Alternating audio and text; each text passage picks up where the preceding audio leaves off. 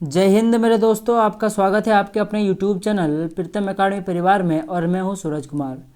दोस्तों, जो हमारा क्लास 10 का फैमिली मेंबर है, उनका बोर्ड एग्जाम में अच्छा से अच्छा मार्क्स है, वो अच्छे से स्कोर करे, उसके लिए जो आपकी प्रीतम एकेडमी की टीम है वो दिन रात जुटी हुई है।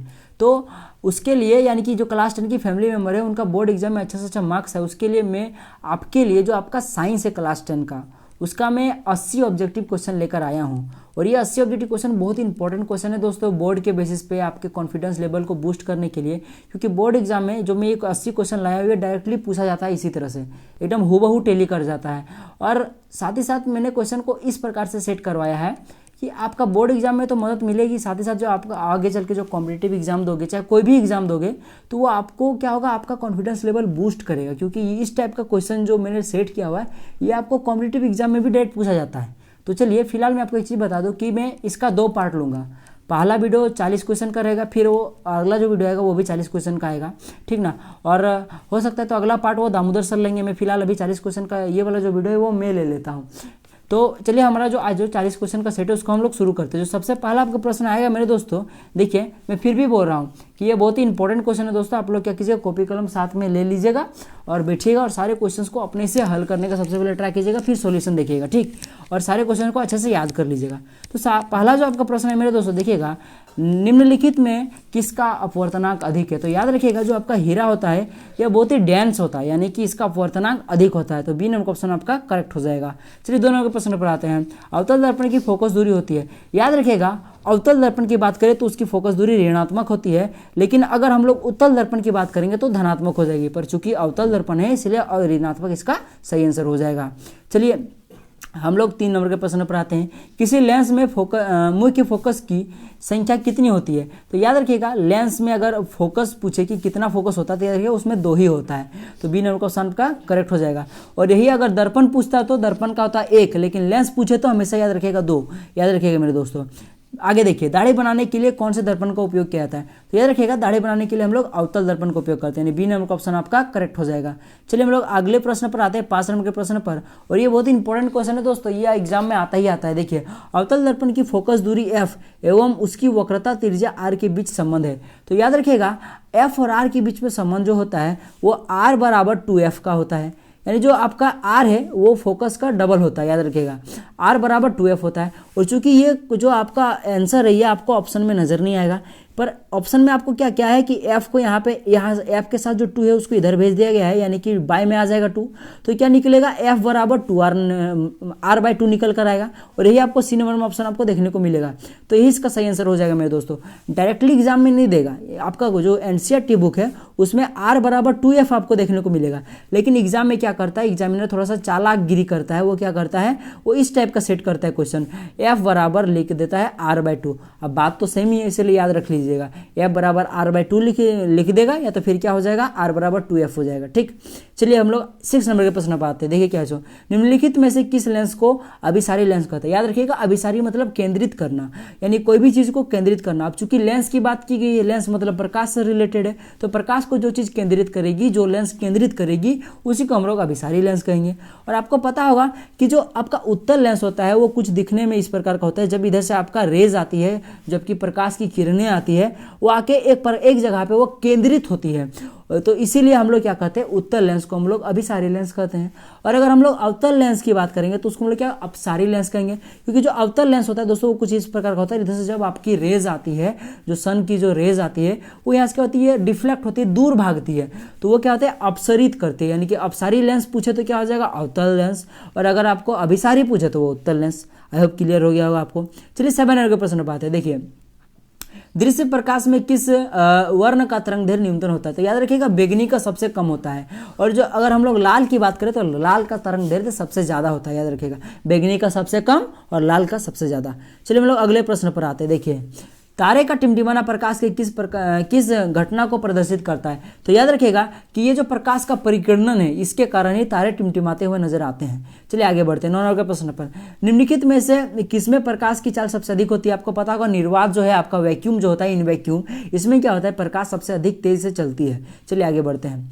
प्रकाश के अपवर्तनांक के कितने नियम है। याद रखिएगा, प्रकाश के अपवर्तनांक के 2 नियम है और प्रकाश के अपवर्तन के भी 2 नियम है। याद रखिएगा दोनों के। चलिए आगे बढ़ते हैं।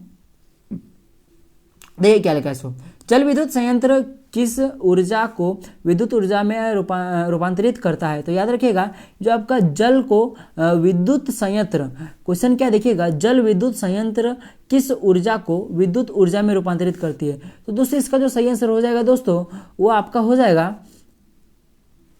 तो यहाँ को जो इसका ऑप्शन हो जाए दोस्तों याद रखिएगा स्थितिज ऊर्जा होगा, ठीक ना। क्योंकि आप लोगों ने देखा होगा कि जल जो विद्युत संयंत्र होता है यानी कि जो डैम होता है, जैसे कि बहुत सारा डैम होता है, पहले डैम बनाया जाता है, ठीक ना। देखिए मैं आपको थोड़ी देर समझाता हूँ। डैम की इस साइड पूरा पानी भरा होता है, पानी को जब डैम के कारण पानी के वहाँ पे स्थित रहता है, और आप लोगों ने पढ़ा होगा कि स्थितिज ऊर्जा, गतिज ऊर्जा, तो स्थिति का यहाँ पे बना होता है, जल स्थिति में रहता है, तो इसलिए वह स्थितिज ऊर्जा उसके पास स्टोर होता है। और जब इस डैम से कहीं एक छोटा सा होल करते हुए इस पानी को जब बहाया जाता है, तब यही पानी क्या होता है कि टरबाइन को घुमाता है, टरबाइन से डीसी आपका वोल्टेज बनता है, फिर डीसी से आपका क्या AC बनता है, और हम लोग को घरों तक आता है, याद रखिएगा। तो स्थितिज ऊर्जा को ही हम लोग क्या करते हैं, यहाँ विद्युत ऊर्जा में परिवर्तित करते हैं। तो हम लोग क्या करेंगे, इसका सही आंसर सी नंबर का ऑप्शन आपको मार देना, करेक्ट हो जाएगा। समझ में आ गया आपको। चलिए 12वां प्रश्न आप आते हैं। देखिए जलता हुआ मोमबत्ती बदलता है। तो देखिए रासायनिक ऊर्जा को प्रकाश ऊर्जा में बदलता है, पर यहाँ पे इस तरह भी दे सकता है, रासायनिक ऊर्जा को उष्मीय ऊर्जा में बदलता है, क्योंकि मोमबत्ती से हमको तापमान भी मिलता है, पर वो बहुत कम मात्रा में मिलता है। लेकिन स्पेशली अच्छा बताइए, आपको ठंडी लगेगी तो आप लोग मोमबत्ती जलाइएगा कि लकड़ी जलाइएगा? जाहिर सी बात है लकड़ी जलाइएगा, क्योंकि लकड़ी में ज़्यादा ऊर्जा मिलेगा। लेकिन मोमबत्ती, अब आपको लाइट चाहिए घर में, तो क्या आप लकड़ी जलाएगा ना मोमबत्ती जलाएगा? तो मोमबत्ती जलाएगा। तो इसीलिए हम लोग क्या करते हैं, लाइट के लिए स्पेशली मोमबत्ती का उपयोग करते हैं, पर जब तापीय की बात की जाए तो हम लोग लकड़ी का जला लेते हैं। तो सही आंसर रासायनिक ऊर्जा तथा प्रकाशीय ऊर्जा में।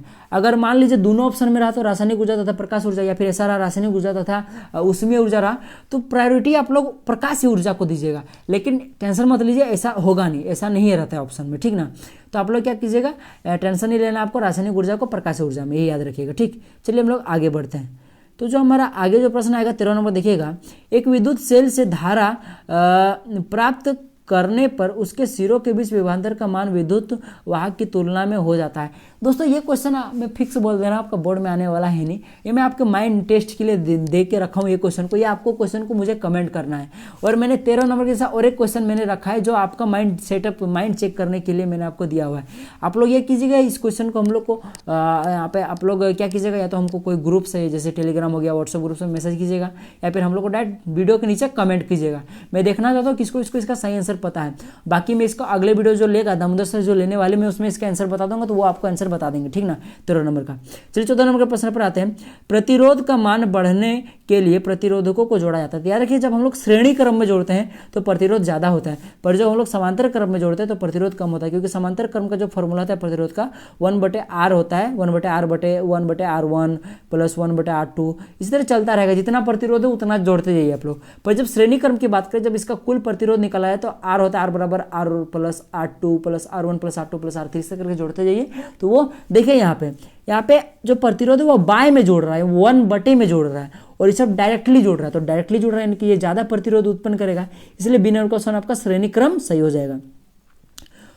और जैसा मैंने अभी आपको फॉर्मूला बताया, श्रेणी क्रम का प्रतिरोध का फॉर्मूला क्या होता है, R बराबर R1 plus R2 plus R3। पांचवें क्रम का क्या होता है, 1/R बराबर 1/R1 प्लस 1/R2। ये भी याद रख लीजिए, ये भी डायरेक्टली एग्जाम में पूछा जा सकता है, ठीक ना। चलिए 15 प्रश्न पाते हैं। विद्युत चुंबक बनाने के लिए प्रायः जिस छड़ का उपयोग किया जाता है वह है, वो एक है उसे नरम लोहा यानी कि सॉफ्ट आयरन का उपयोग करते हैं हम लोग। आप लोगों ने देखा होगा घर में मोटर वगैरह जैसे कभी खोला होगा आप लोगों ने, तो आप लोगों ने देखा होगा कि उसमें एक पतला लोहा होता है, वो एक मैग्नेट बनता है, तो वो क्या होता है, एक सॉफ्ट आयरन होता है वहाँ पे, ठीक ना। चलिए आगे बढ़ते हैं हम लोग। उच्चतर ताप पर कौन सी प्रक्रिया पूरी की जाती है। तो याद रखिएगा नाभिकीय विखंडन और नाभिकीय संलयन, ये दोनों ही क्या है, उच्चतम ताप पर होती है दोस्तों, इसलिए ए और बी दोनों करेक्ट हो जाएगा।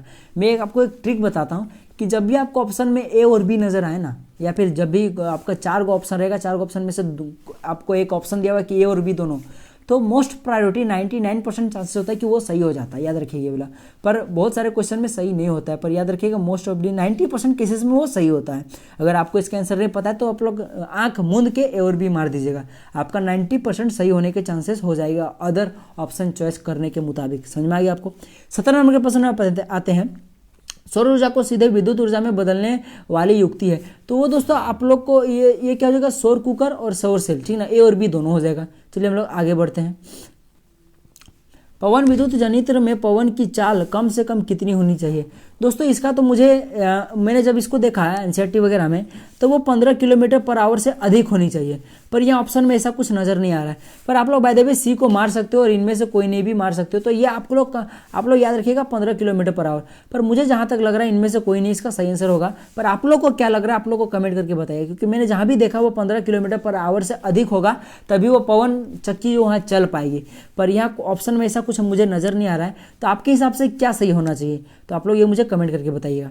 पर बेसिकली इनमें से कोई नहीं है, आप लोग मारिएगा। चलिए हम लोग 20 नंबर प्रश्न में आते हैं। सेल का विद्युत वाहक बल है, सेल का विद्युत वाहक बल है, तो इसका जो सही आंसर हो जाएगा बी नंबर का, सेल द्वारा इकाई आवेश पर किया गया कार्य को हम लोग क्या विद्युत वाहक बल कहते हैं। ठीक ना, आगे बढ़ते हैं हम लोग। चलिए 20 नंबर के देखिए, घरेलू परिपथ क्वेश्चन है आपका, घरेलू परिपथ में मुख्य रूप से किसकी आपूर्ति होती है। तो दोस्तों याद रखिएगा, एक अल्टरनेटिव करंट होता है जिसको हम लोग एसी बोलते हैं और एक डायरेक्ट करंट होता है जिसको हम लोग डीसी बोलते हैं। तो प्रत्यावर्ती जो आपकी धारा होती है उसको हम लोग एसी करंट बोलते हैं। तो ए नंबर क्वेश्चन आपका करेक्ट हो जाएगा, क्योंकि हम लोग का घर में जो आता है वो एसी करंट आता है। जब जैसे कि जहाँ भी जैसे कि पवन ऊर्जा हो गया या फिर जल संयंत्र हो गया, वहाँ से जब बिजली बनती है तो डीसी बनती है, डीसी से हम लोग फिर बड़े बड़े ट्रांसफार्मर के द्वारा उसको कन्वर्ट एसी में करते हैं, और वो एसी लाइन जो हमारे घरों तक तार आती है वो एसी के थ्रू आती है।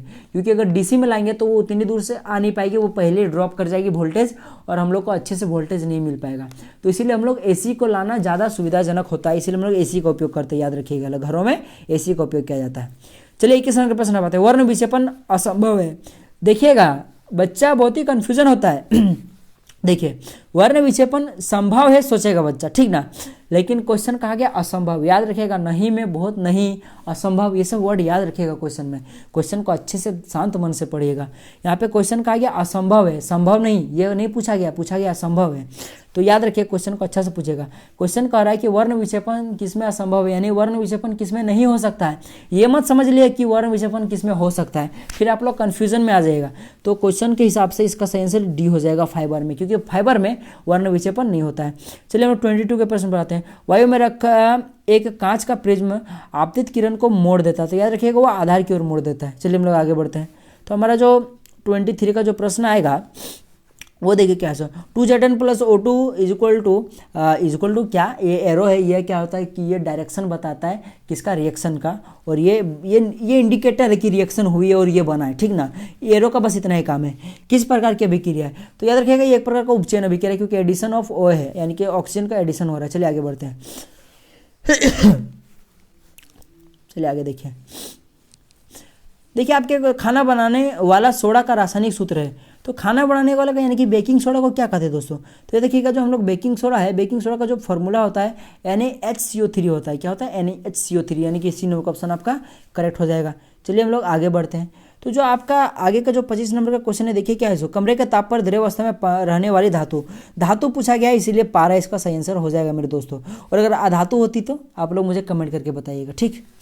और होती भी है कि नहीं है मुझे ये भी बताइएगा कि सर ऐसा कोई अधातु नहीं है, अगर होती है तो क्या है और नहीं होती तो क्या नहीं है, ये आपको मुझे कमेंट करके बताना है, ठीक। चलिए आगे बढ़ते हैं। तो जो आपका 26 का जो प्रश्न है मेरे दोस्तों, देखिए क्या सो आवर्त सारणी में शून्य समूह का तत्व कौन सा है। शून्य समूह यानी कि जो आपका जीरो जो आपका ग्रुप है उसमें हीलियम आता है मेरे दोस्तों। आपको पता होगा कि जो आपका पीरियोडिक टेबल है वो कुछ दिखने में इस प्रकार का होता है दोस्तों। देखिए मैं एक ओवरव्यू दे देता हूँ, ये कुछ दिखने में इस प्रकार का होता है। तो जो ऐसी जो लाइन सब में जो आता है ना, इसको हम लोग क्या कहते हैं, ग्रुप कहते हैं। और जो भट्टी जो इस तरह करके आता है ना, तो इसको क्या कहते हैं, तो वर्टिकल, इसको हम लोग क्या कहते हैं, इसको हम लोग पीरियड बोलते हैं। वर्टिकल को पीरियड, हॉरिजॉन्टल को हम लोग क्या कहते हैं, समूह कहते हैं। तो समूह में कौन सा आता है दोस्तों, हीलियम आता है, इसलिए बी नंबर का ऑप्शन आपका करेक्ट हो जाएगा। चलिए आगे बढ़ते हैं। 7 नंबर का सोडियम कार्बोनेट के जलीय विलयन में मिथेल ऑरेंज का विलयन मिलाने पर विलयन का रंग परिवर्तित होकर निम्न में से कैसा हो जाता है, तो पीला हो जाता है, लाल नहीं पीला हो जाता है। सबसे पहले तो सोडियम कार्बोनेट जो होता है दोस्तों, अल्केली मतलब ये समझ लिया, उतना नहीं आपको जाना है, सीधा समझिए कि ये क्या है दोस्तों, एक प्रकार का ये बेसिक चीज़ है। और बेसिक को जब हम लोग मैथिल ऑरेंज में मिलाते हैं तो वो पीला बन जाता है, और यदि यही अगर हम लोग कुछ अम्लीय चीज़ को मिलाते हैं तो वो लाल हो जाता है। इसलिए इसका ए नंबर का ऑप्शन पीला, ये करेक्ट हो जाएगा। चलिए आगे बढ़ते हैं। याद रखिएगा मेथल ऑरेंज में जब भी हम लोग कोई अम्लीय चीज़ को डालते हैं तब वो लाल हो जाता है, लेकिन जब भी हम लोग कोई क्षारीय चीज़ को डालते हैं तो वो पीला हो जाता है। और चूंकि सोडियम कार्बोनेट आपका क्षारीय है तो इसीलिए क्या हो जाएगा, पीला इसका सही आंसर हो जाएगा। ग्लोबल वार्मिंग के लिए उत्तरदायी कौन सी निम्नलिखित में से कौन सी गैस है, तो सीधा सा क्वेश्चन मतलब ये। तो आपको पता होगा जो कार्बन डाइऑक्साइड अभी बढ़ रहा है इसलिए ग्लोबल वार्मिंग हो रहा है। ग्लोबल वार्मिंग का मतलब क्या होता है दोस्तों उसका मतलब होता है कि हीट का बढ़ना। आपको पता होगा कि हिमालय जो है हमारा वहाँ से बर्फ पिघल रही है और समुद्र का जो आपका जल का स्तर है वो दिन प्रतिदिन बढ़ता जा रहा है। और आप लोग को नज़र आ रहा होगा कि हमारा मौसम कितना बढ़ रहा है, मतलब कितना हीट हो रहा है। पहले कितना कम जाता था डिग्री सेल्सियस, पहले 28 29 रहता था, इस तरह करके रहता था 28 27 47 26, अभी 52 तक पहुँच जाता है मेरे दोस्तों। क्यों? ग्लोबल वार्मिंग हो रहा है। इसलिए बोल रहे पेड़ों को ज़्यादा से ज़्यादा लगाइए, क्योंकि पेड़ क्या करते हैं, CO2 इनहेल करते हैं, और CO2 जब इनहेल कीजिएगा तभी ना CO2 कम होगा। हम लोग तो भाई जनसंख्या हम लोग का बढ़ गया, इसलिए हम लोग CO2 ज़्यादा मात्रा में प्रोड्यूस करते हैं, इसलिए ज़्यादा ग्लोबल वार्मिंग हो रहा है।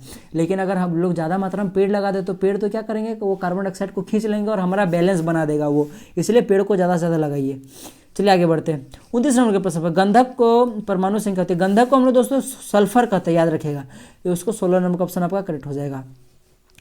चलिए अम्ल का जलीय विलयन विद्युत का चालन करता है, और क्यों अम्ल जल में? ऐसा क्या है कि क्योंकि अम्ल जल में।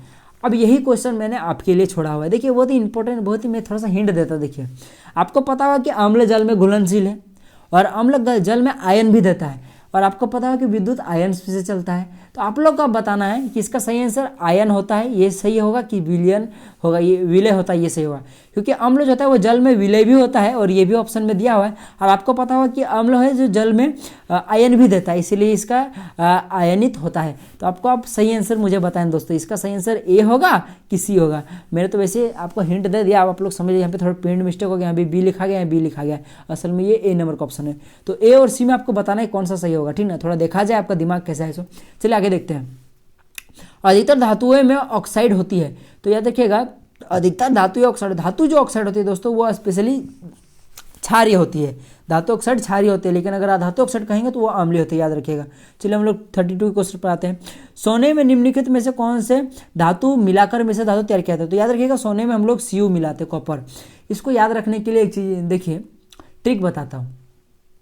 सोना किस प्रकार का दिखता है दोस्तों? वो पीला कलर का दिखता है। और कॉपर का तार तो आप लोगों ने घर में देखा है, वो भी कुछ हद तक सोने के जैसा दिखता है। तो अब भाई सोने में अगर हम लोग एल्यूमिनियम मिलाएंगे तो वो कैसा दिखेगा? सोच के देखिए, आपका सोना अलग ही नजर आएगा और जो आपका एल्यूमिनियम वो अलग ही नजर आएगा। कैसा दिखेगा? अलग नहीं दिखेगा। वो सोना पीला दिखेगा और वो एल्यूमिनियम वाइट दिखेगा, खराब नहीं लगेगा। लेकिन कॉपर और सोना को मिला दे तो दोनों एक जैसा कलर का है तो वो पता नहीं चलेगा, इसलिए हम लोग कॉपर को मिलाएंगे। देखिए मैंने आपको ट्रिक बता दिया, ठीक ना? याद रखिएगा। ऐसे भी सोच सकते हैं, सोडियम और पोटेशियम और जिंक को तो मिलाएंगे नहीं, हाईली रिएक्टिव सबको तो मिलाएंगे नहीं, और भाई लोहा का तो मिलाते ही नहीं है, इसीलिए कॉपर सही आंसर हो जाएगा। इस तरह करके भी आप लोग तुग्गा लगा सकते हो अगर आपको नहीं पता। तो देखिए NaCl AgNO3 ये जब रिएक्ट करता है तो अब AgCl बनाता है, क्या है NaNO3। देखिए AgCl यहाँ प्रिसिपिटेट बनता है। ये सब आप लोग आगे चल के पढ़िएगा। तो देखिए क्या क्वेश्चन जो आपको कह रहा है, निम्नलिखित में किस प्रकार की अभिक्रिया हो रही है? दोस्तों कुछ नहीं, यहाँ पे देखिए आयनों का आदान प्रदान हो रहा है, इसलिए द्विविस्थापन अभिक्रिया होगी, सी नंबर का ऑप्शन। चलिए आगे बढ़ते हैं 34 का क्वेश्चन पे। देखिए क्या लिखा है, सिलिकॉन है। सिलिकॉन दोस्तों एक अधातु होता है, याद रखिएगा। 34 नंबर का जो ए नंबर को सुना जाएगा, धातु मत मार दीजिएगा कि सिलिकॉन हमको सुनने में धातु लग रहा है, धातु नहीं होता है, वो अधातु होता है, याद रखिएगा। चलिए आगे बढ़ते हैं 35 के क्वेश्चन पे। वे तत्व जिसके बाहरी सेल पूर्ण रूप से भरे होते हैं वो क्या कहलाते हैं? दोस्तों वो उत्कृष्ट गैस से कहते हैं, उसको हम लोग उत्कृष्ट गैस से कहते हैं, याद रखिएगा। जिसका बाहरी सेल भरा होता है उसको उत्कृष्ट, जैसे कि हीलियम हो गया, अर्गन हो गया, ये सब क्या उत्कृष्ट गैस से विन्यास को प्राप्त हो चुके हैं, क्योंकि इसका अष्टक फुलफिल है, ये रिएक्ट नहीं करते किसी से। 36 क्वेश्चन, खड़िया चूना का रासायनिक सूत्र होता है। तो खड़िया चूना को हम लोग क्या कहते हैं दोस्तों? देखिएगा उसका जो रासायनिक सूत्र होता है दोस्तों CaCO3 होता है। खड़िया चूना का रासायनिक सूत्र CaCO3 होता है, यानी कि जो आपका 36 का डी नंबर क्वेश्चन आपका करेक्ट हो जाएगा।